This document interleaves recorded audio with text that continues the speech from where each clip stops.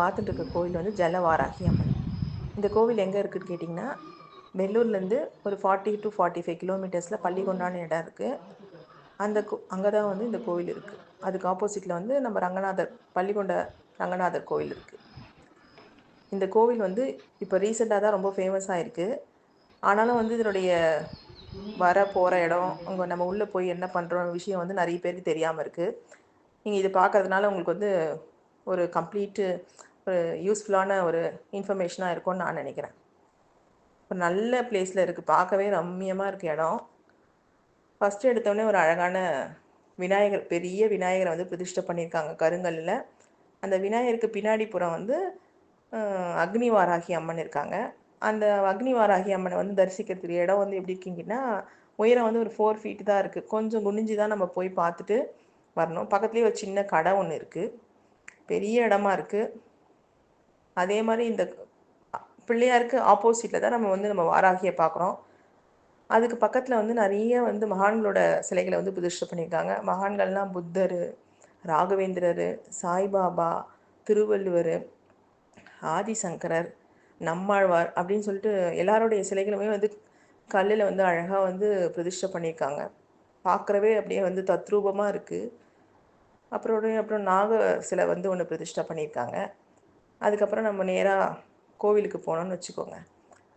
18 அடி உயரம் அப்படின்னு சொல்கிறாங்க இந்த வாராகி அம்மனோட சிலை. அந்த 18 அடி உயர சிலையை வந்து 2 பக்கமும் வந்து படிக்கட்டு வச்சுருக்காங்க. அந்த சிலைக்கு பின்னாடி வந்து அழகாக டேப்பு, எப்போவும் தண்ணி வந்துனே இருக்க டேப் இருக்குது. நிறைய பாத்திரங்கள் வச்சுருக்காங்க. அந்த தண்ணியை கொண்டு போய் நாம் அந்த படிக்கட்டு வழியாக ஏறி மேலே போய் நாமளே நம்ம கையால் அந்த அம்மனுக்கு வந்து அபிஷேகம் பண்ணலாம். இங்கே என்ன விசேஷம்னு கேட்டிங்கன்னா, இந்த கோவிலோட விசேஷம், நம்ம ஏதாவது நிறைவேறணும் அப்படின்னு சொல்லிட்டு வேண்டிக்கிட்டு கடையிலேயே, அங்கே இருக்க சின்ன கடையிலேயே வந்து ஒரு பாக்ஸில் 50 rupeesன்னு சொல்கிறாங்க. அந்த பாக்ஸில் வந்து 3 மஞ்சள், பச்சை கற்பூரம், ஏலக்காய், 2 கிராம்பு போட்டு கொடுக்குறாங்க.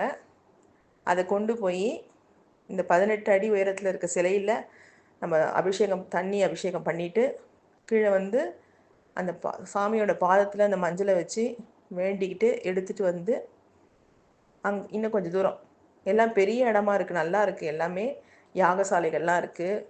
பஞ்சமிக்கு யாகம் பண்ணுறாங்க, பௌர்ணமிக்கு பண்ணுறாங்க, ஆயிலி நட்சத்திரத்தில் யாகம் பண்ணுறாங்க. அந்த இடத்துல அப்போ வந்து நிறைய கூட்டமாக இருக்கும். மற்ற நேரங்களில் வந்து நம்ம ஃப்ரீயாக போயிட்டு தரிசிச்சுட்டு வரலாம், நாமளே பண்ணலாம். அங்கே பக்கத்துலேயே இன்னொரு வாராகி, ஜலவாராகி அம்மன் சிலையை பிரதிஷ்டை பண்ணி வச்சுருக்காங்க. அதுக்கு ஆப்போசிட்டில் வந்து மஞ்சள் அரைக்கிறதுக்கு அம்மி, உரல்லாம் நிறைய போட்டு வச்சுருக்காங்க. அந்தந்த இடத்துல டேப் இருக்குது, சொம்பும் வச்சுருக்காங்க. நம்ம தண்ணி எடுத்துகிட்டு போய் அதை வாஷ் பண்ணி நம்ம வாங்கிட்டு போன மஞ்சளை வந்து நாமளே அரைச்சி அதை அந்த பாக்ஸில் எடுத்துகிட்டு வந்து திருப்பி ஜலவாராகிக்கு ஜலத்தில் அபிஷேகம் பண்ணிவிட்டு அந்த மஞ்சளை வந்து சாமிக்கு வந்து ஃபுல்லாக பூசி மனசார வேண்டிக்கணும். நம்ம என்ன வந்து கோரிக்கைக்காக வந்திருக்கோம் அப்படின்னு சொல்லி வேண்டிட்டு பூசிட்டு நம்ம போகலாம். திரும்பியும் வந்து நம்ம வேண்டுதல் நிறைவேச்சுன்னா நம்ம என்ன வேண்டிக்கணும், நல்லபடியாக நிறைவேச்சு அப்படின்னு சொல்லிட்டு சாமிக்கு என்ன வேணுமோ அதை நம்ம பண்ணலாம். இல்லை நமக்கு என்ன பிடிச்சிருக்கோ அதை செய்யலாம். ரொம்ப ஒரு அருமையான கோவிலாக இருக்குது. நாமளே நம்ம கையால் அபிஷேகம் பண்ணுற மாதிரி இருக்குது. எந்த ஒரு டிஸ்டர்பன்ஸும் இல்லை. இதை பண்ணக்கூடாது, நீங்கள் அந்த மாதிரி பண்ணக்கூடாது, அந்த மாதிரி வந்து எந்த ஒரு தொல்லையும் பண்ணாமல் ஒரு அழகான ரம்மியமான இடத்துல இந்த கோவில் இருக்குது. உள்ளே போன உடனே நான் அதை ஃபீல் பண்ணேன், ரொம்ப நல்லா இருக்குது.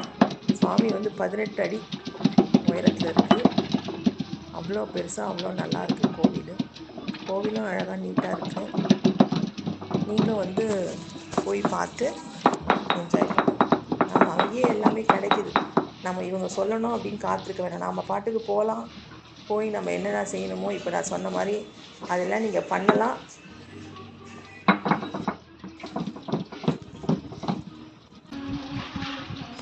எல்லாருமே போய் இந்த கோவிலை வந்து தரிசிட்டு வாங்க. கமெண்ட் பண்ணுங்கள் உங்களுக்கு பிடிச்சிருந்ததுன்னா. வேறு ஏதாவது தெரியணுன்னா கேளுங்க. தேங்க்யூ.